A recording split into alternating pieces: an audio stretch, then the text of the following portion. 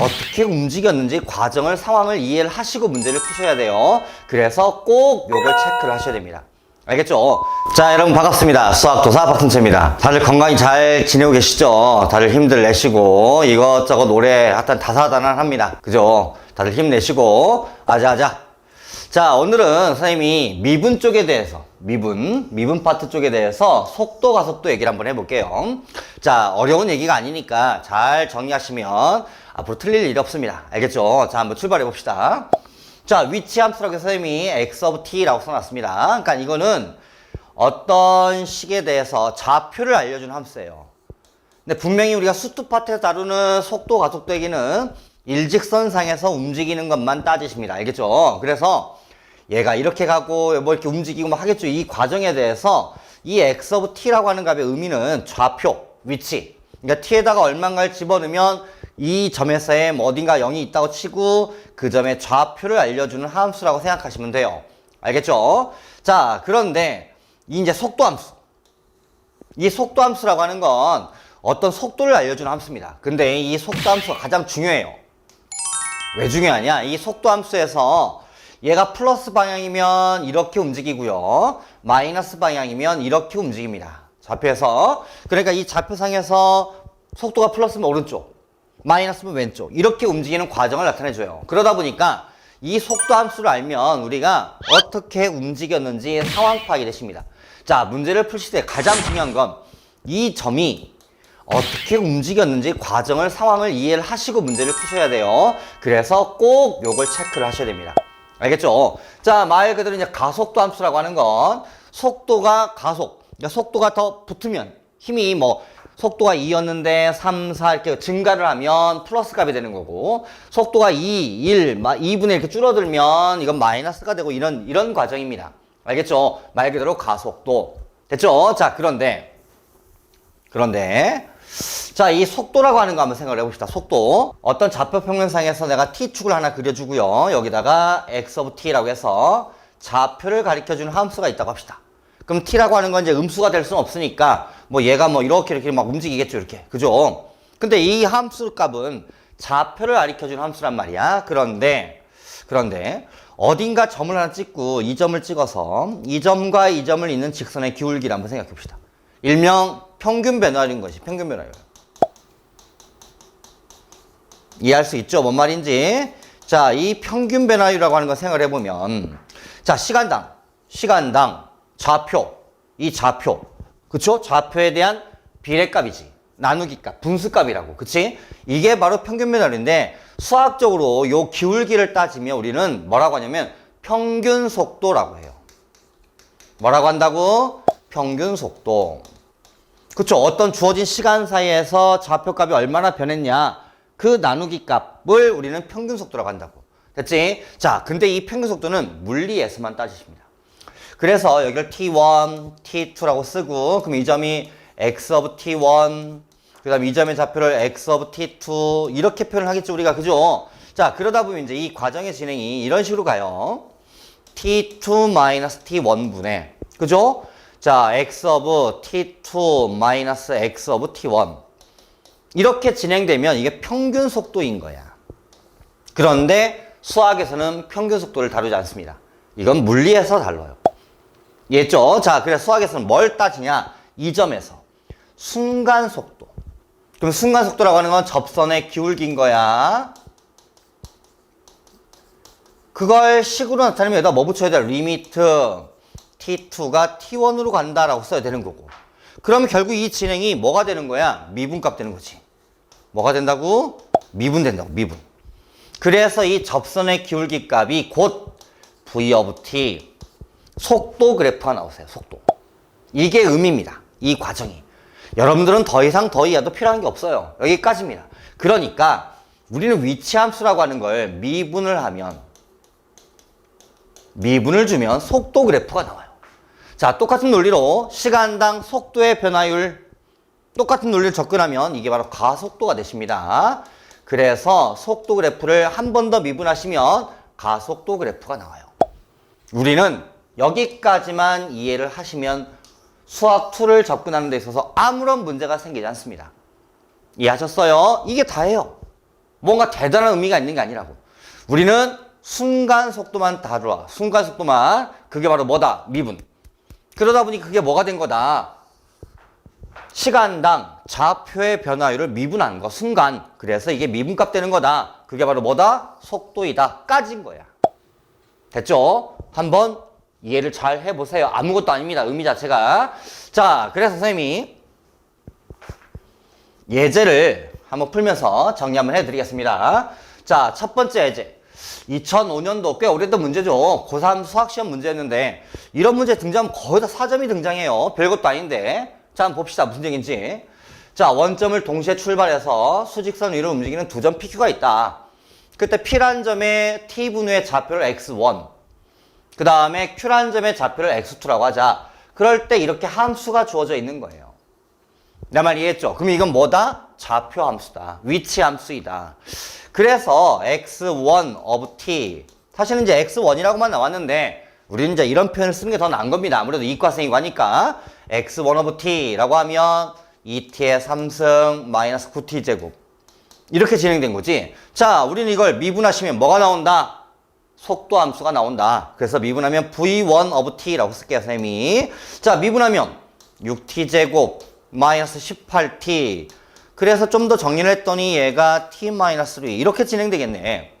됐죠? 자, 그 다음에 Q라는 점의 좌표는 X2 of T라고 쓰면 되겠죠, 이렇게. 자, X2 of T는 T 제곱에 마이너스 플러스 8T라고 써 있나 봐. 마찬가지. 내가 미분을 해야 돼요. 그럼 뭐가 나온다? 속도가 나온다. 뭐에 대한 속도야? Q라는 점이 움직임에 대한 속도 그래프입니다. 자, 미분하시면 이 T 플러스 8 이렇게 진행되는 거고. 그 다음에 이제 문제를 보니까 PQ의 중점을 M이라고 하자. 이 M에 대해서 자, 중점이면 더해서 반 하면 되는 거잖아. 그럼 내가 이걸 X3 of T라고 써볼게요. 자, 그럼 얘랑 더해서 반 하니까 T3승 마이너스 4T의 제곱 플러스 4T 이렇게 진행되겠네. 됐죠? 여기 좀 잘 씁시다. 플러스 T고.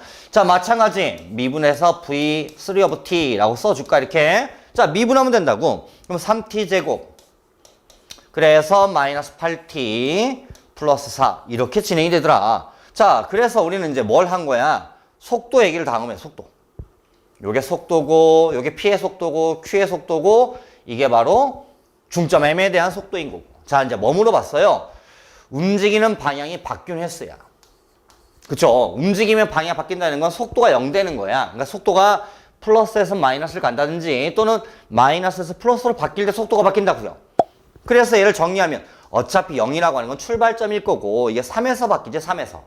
그치? 그러니까 새가 얘는 이제 한 번 바뀌는 거지. 됐죠? 그래서 A 값은 얼마가 되는 거야? 1. 그쵸? 자, 얘는 항상 플러스입니다. T는 양수값만 가능해요. 그래서 항상 플러스니까 이 B는 0인 거지. 0. 아이고. B = 0. 다시 말하면 속도가 바뀌지 않아요. 그래서 운동 방향이 바뀌지 않습니다. 됐죠? 자, 얘는 한 번 더 미분을 해봐야 되겠네. 지금 보니까 얘를 미분을 마저 하면 어떻게 되니? T, 3T, 2, 둘 다 마이너스 이렇게 되겠는데 그럼 3분의 2일 때 한 번, 2일 때 한 번. 아, 얘는 C라고 하는 값이 두 번 생기는구나. 그래서 A, B, C를 더해라. 답 3. 이렇게 하시면 되는 거예요. 내 말 이해하셨어요? 별거 아니라고요. 겁먹지 말자고요. 수학은 겁먹으면 문제 못 푸십니다. 차근차근 이해하시면 아무것도 아니니까 잘 정리하시기 바래요. 문제 풀다가 궁금한 게 있으시면 수학도사 박승채 채널을 추가하시고 문의 주세요. 자, 선생님이 이번엔 준비한 거는 2018년도 6월달 평가원 시험에 나왔던 17번 문제인데 이것도 4점인가 봐요. 별것도 아닌데 한번 봅시다. 수직선 위로 움직이는 P에 대해서 위치가 이렇다더라. 오케이. 그러니까 이건 뭘 가르쳐주는 함수예요? 좌표를 가르쳐주는 함수라고. 그래서 식을 한번 써보면 자, X of T라고 써보자고 이렇게 표현을. 그러다 보니까 얘가 T3승 마이너스 12T 플러스 K라고 주어져 있다. 자, 문제 봅시다. 뭘 보는지. 운동 방향이 바뀐다. 언제? 원점에서. 자, 운동 방향이 바뀐다는 건 속도가 플러스에서 마이너스로 바뀐다든지 마이너스에서 플러스로 바뀌는 걸 가리켜요. 그럼 뭐 해야 돼요? 미분. 그래서 선생님이 V of T라고 쓰면 3T 제곱 마이너스 12 이렇게 나온다 이거지. 분해가 되네. 그쵸? T 플러스 2 t-2 이렇게 분해가 되죠. 근데 속도는 마이너스 생기지 않으니까 여기에서 다시 말하면 t가 2일 때 속도의 방향이 바뀝니다. 엄밀하게 따지면 이런 과정이 되는 거지. 얘가 이렇게 된 거야. 이게 이제 t축이고 이게 v of t라는 그래프인 건데 얘가 마이너스 2가 되고 얘가 2가 된 거지만 우리는 어딘가 0에서 0의 왼쪽은 있을 필요가 없는 거예요, 그래프가. 그래서 실제 그래프는 이것만 존재합니다. 자, 이걸 보고서 우리는 이제 문제하고 이제 의미는 없지만 과정을 한번 보자고요. 얘가 어디 출발한대? 보니까 0 집어넣으면 어디서 출발하겠죠, 지금? 그러니까 얘가 0 집어넣을 때 값이 k인 거야. 그러니까 t 이퀄 0이는 순간에 이 점이 어디 k라는 점에 좌표에 있습니다, 지금. 그런데 얘가 처음에 속도가 이만큼이 마이너스예요. 그쵸? 속도가 마이너스야. 그럼 어떻게 됐다는 얘기야? 얘는 왼쪽으로 갔다는 얘기입니다. 이렇게 왼쪽으로. 이해하셨어요? 언제까지? 2가 될 때까지. t가 2가 되는 좌표까지, 시간까지 해서 왼쪽으로 진행을 하시는 거예요. 얘가 얼마 좌표가 있겠죠. 그죠? 다시 이때부터 플러스로 바뀌어요. 플러스로 바뀐다는 얘기는 얘가 여기서부터 이제 운동 방향이 오른쪽으로 가시는 겁니다. 이렇게. 다시. 이렇게 오른쪽으로 가서 쭉 가요. 왜? 계속 플러스니까. 그런데 여기.